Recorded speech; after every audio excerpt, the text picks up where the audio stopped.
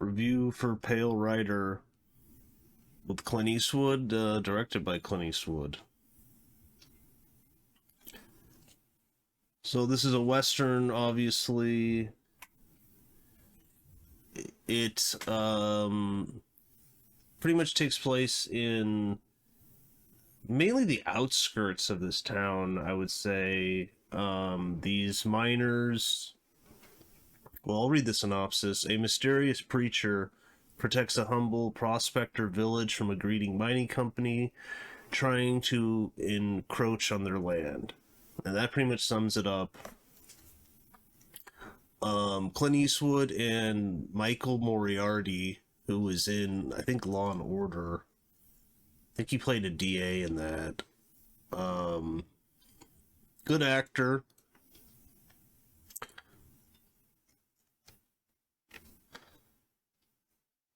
Let's see, he's in some other stuff back then. This is 1985.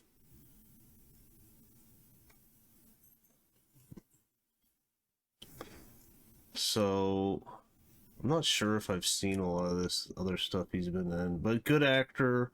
He is a prospector with a bunch of other people, and they each have different plots of land. Seems like they all kind of share like the river, and they're, with their pans out there trying to get gold. Very rich guy who wants their land has been trying to get it. He's been bullying them. He hasn't killed any of them, or his goons haven't. And one of the goons is Sean Penn's brother, very young Chris Penn in the movie.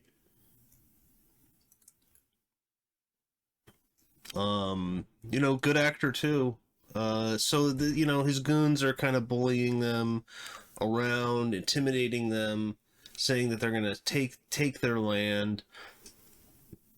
He is using this technique. He is blasting high pressured water onto the hills nearby, eroding the hills, and it's very destroying the environment.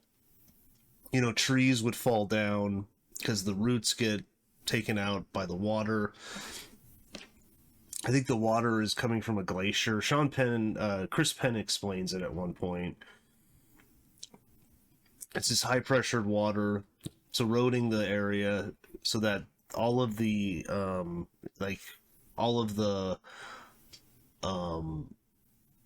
the hills would trickle down with the water, and then they would sort it out and take the gold out.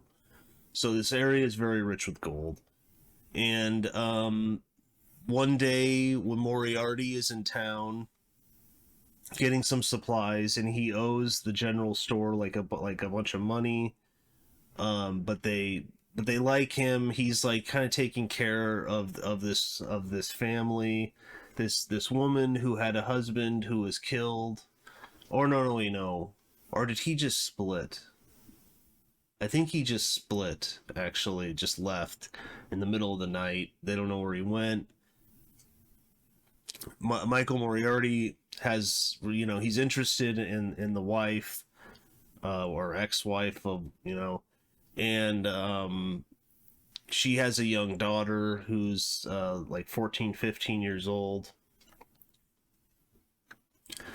And he's in town, and he gets his supplies. He's putting it in his wagon, and then Sean Penn and some of his other guys who work for the greedy mining company beat him up and are intimidating him. And Clint Eastwood kind of comes out of nowhere and beats them up with he grabs this big stick of wood, and he just totally beats all of them up. Really great scene.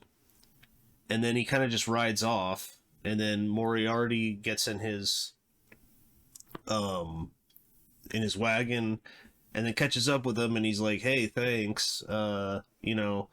why don't you come back to my house? It's the least I could do. We'll fix you, so, some meals. You could stay there. I have an extra room. You could stay there for a while if you want. And he does. He doesn't know he's a preacher at this point. And the woman he's living with, I mean, his girlfriend basically is she doesn't like Clint Eastwood, but she is very religious. And then in a scene when they're about to eat dinner, and she doesn't even want him there, but then he comes out wearing like a priest's outfit, and then she kind of is like, changes her mind and she likes him, and her daughter finds him interesting, because she's also religious too, and yeah, and they have dinner and some drinks and stuff, and he's Michael Moriarty's friend, and then he kind of becomes friends with a lot of the people in the mining community, and it's explained to them that this greedy mining executive is trying to steal their land. um I think the mining executive is Richard uh Dysart. Dysart. um okay, he's in Wall Street apparently. Oh, he's in The Thing. I didn't even recognize him. Yeah, I'm pretty sure that's him. Coy LaHood is the character's name. Okay, he's in The Thing. He's Dr. Cooper. Yeah, who gets his hands ripped off in that scene with the Thing. Um, John Carpenter's The Thing. So yeah, that's pretty much the plot. And then throughout the movie, he's trying to edge them out. He has friends, in high places, like in Sacramento. He's trying to get them to legally take their land, but it's not really working out. He goes to Sacramento, he comes back, he says that even some of the politicians there don't like the way that he's destroying the land, and they may outlaw it in the future.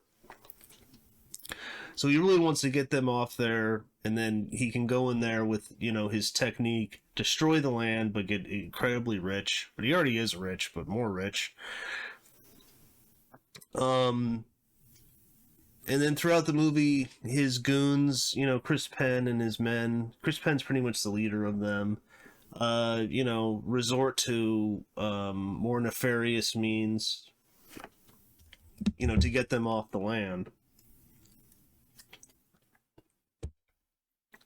And overall, I really like the movie. It's, if you're into Westerns, I'd recommend it. I don't think I've spoiled anything there. That's pretty much the synopsis. If you're into Clint Eastwood movies, check it out. It's directed by him. He's an interesting director. Um, I've heard a number of actors say he only takes like 2, 3 takes, and that's it. So he works with good actors that know what they're doing, obviously.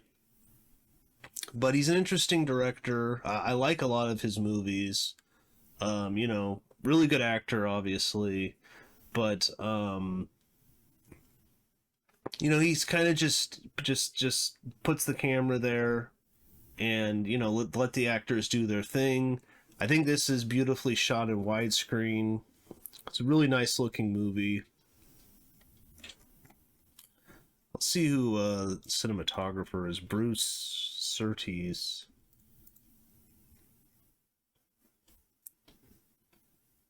Okay. Oh, okay. He shot Escape from Alcatraz. Okay. And Dirty Harry, Conquest of the Planet of the Apes, Beverly Hills Cop. Nice. Sudden Impact, Tightrope. So a bunch of Clint Eastwood stuff. Big Wednesday. That's John Milius.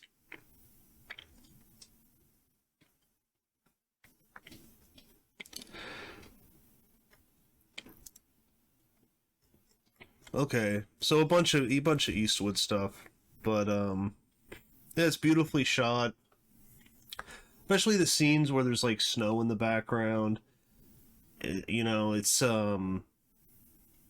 definitely an influential movie, I'd say. especially for westerns.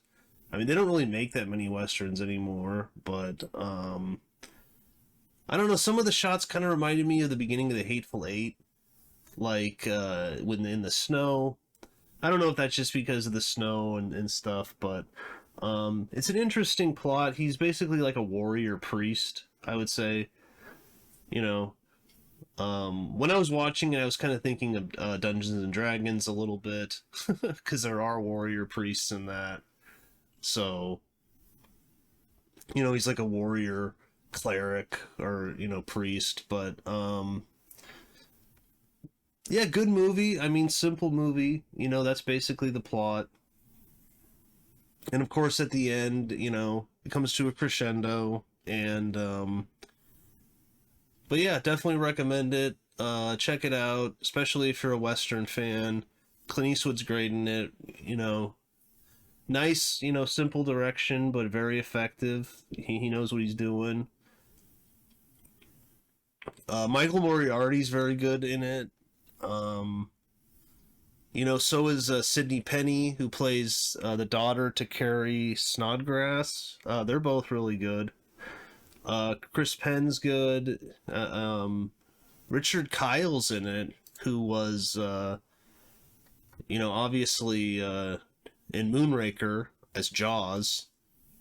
He's just in it a little bit, but he kind of has an interesting role in it too. But yeah, I'll get into spoilers now. So, um, in one scene, actually, the guy who plays Jaws, he gets beat up by Clint Eastwood, and then spoilers later on. Clint Eastwood's and Michael Moriarty are destroying the camp of the mining company with dynamite, and he actually saves Clint Eastwood because earlier Chris Penn was doing something, let's say, that he did not approve of. So that's interesting, but yeah, Charles Hallahan's in it. He was in a bunch of stuff too. Dante's Peak, The Fan. Okay. And he's in The Thing also. That's right. I didn't even put two and two together in that. Yeah, and he's one of whatever, the goons of the mining company. And then the executive of the mining company ends up hiring a marshal, but he's basically a hired gun, and he has 6 deputies that basically do whatever the highest bidder is wants them to do. And he's hired to take out Eastwood and also get all them off their land. So he comes, and he knows Eastwood. They have a past. It's not really discussed in detail. He just says once that he thought Eastwood was dead. You don't really know Eastwood's past. You think he probably has a dark past, and maybe he tried to have a redemption arc by becoming a preacher, something like that.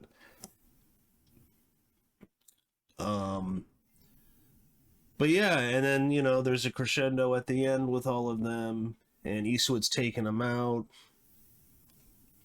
And really cool fight scene at the end, a shootout scene. But yeah, really good movie, especially if you're a fan of westerns. Check it out.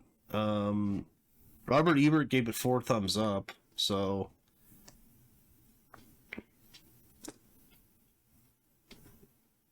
So he says, instead of filling each scene with his own image and dialogue, Eastwood uses sleight of hand. We are shown his eyes, or a corner of his mouth, or his face in shadow, or his figure with strong light behind it. He has few words. The other characters in the movie project their emotions upon him. He may indeed be the pale rider suggested in the title, whose name was Death, but he may also be an avenging spirit come back from the grave to confront the man who murdered him.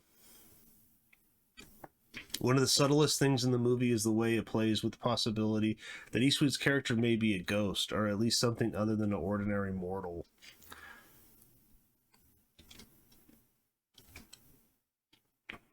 Other things in this movie are not so subtle. In this broad outline, Pale Rider's traditional Western, with a story that has been told in one form or another 1,000 times before. In a small California mining town, some independent miners have staked a claim to a promising lode. The town is ruled by a cabal of evil men revolving around the local banker and the marshal, who is his hired gun. The banker would like to buy out the little miners, but lacking that, he will use force to drive them off their land and claim it for his company. As the film's director, Eastwood has done some interesting things with his vision of the West. Instead of making the miners' shacks into early American antique exhibits, he shows them as small and sparse. The source of lights are almost all from the outside. Interiors are dark and gloomy, and the sun is blinding in its intensity. The Eastwood character himself is almost always backlit, so we have to strain to see him, and this strategy makes him more mysterious and fascinating than any dialogue could have. It's true, he's a man of few words, and when he does say something, people listen, I would say.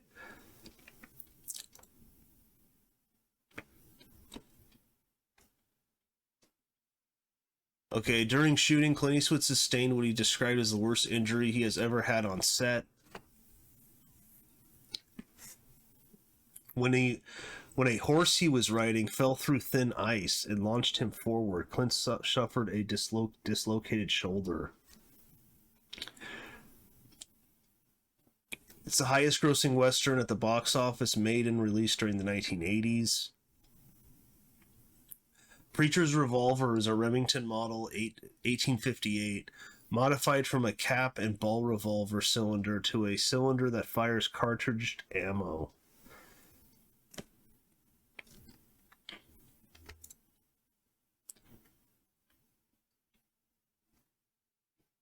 Apparently, the long gap between Clint Eastwood making westerns was caused by a midlife allergy Eastwood had to horses. The movie was Clint Eastwood's first western since The Outlaw Josey Wales, a gap in 9 years, and his last prior to Unforgiven, a gap of 7 years.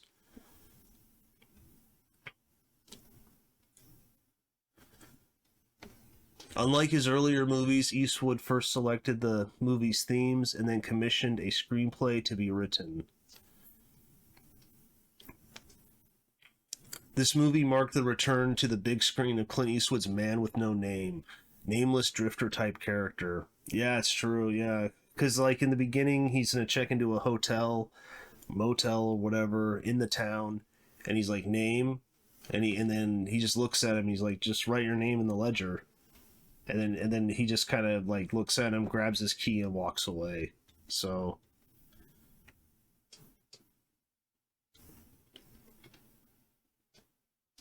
only Clint Eastwood Western of the 1980s.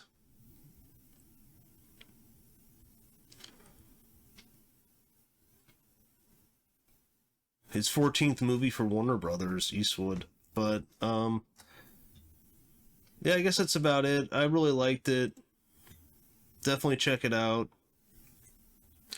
I keep saying this, but they don't make movies like this anymore. From time to time there are still some good westerns, but just the feel of the movie, so. But, yeah, if you enjoyed the movie too, if you've seen it, like, comment below. Let me know what you think of Eastwood. And, yeah, that's about it. See you next time.